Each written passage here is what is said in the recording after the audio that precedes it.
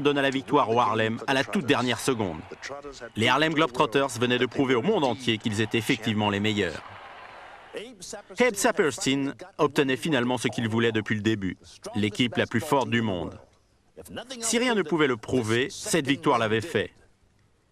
Cette équipe n'était pas seulement une bande de joueurs, c'était une équipe qui avait battu le meilleur de ce que la NBA pouvait offrir. Ils étaient réellement les champions du monde. Durant le printemps 1950, débutèrent leur première série mondiale de basket, jouant contre les meilleures universités américaines.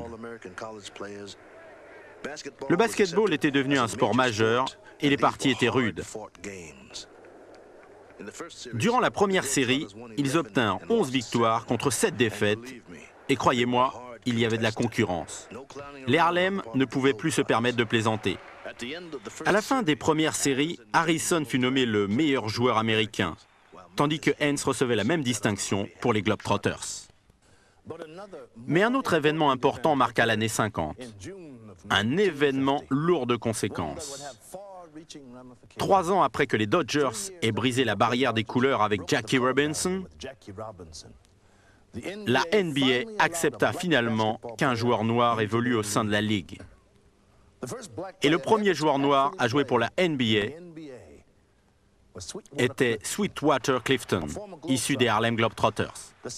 En fait, les Celtics étaient les premiers à avoir sélectionné un joueur noir dans leur équipe, mais comme les Knicks débutèrent la saison un soir auparavant, Sweetwater Clifton fut le premier noir à jouer en NBA. Et dans la même formidable année 1950, 2 événements majeurs se produisirent. Une chanson intitulée « Sweet Georgia Brown », qu'un ami de Abe avait entendue sur un jukebox, devint pour toujours le signe de reconnaissance des Harlem Globetrotters. Beaucoup de gens, dans le spectacle et pas seulement dans le sport, ont une chanson d'équipe. Ici, vous aviez à la fois le sport et le spectacle, et les gens se ruaient dans l'arène.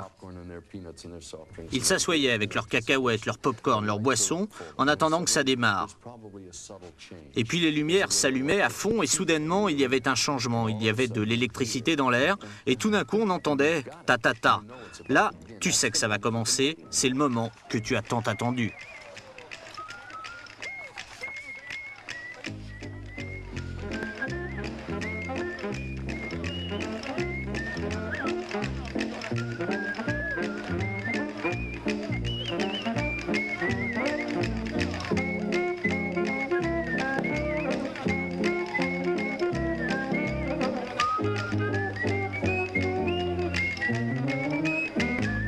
Yes, that was that cat, all right.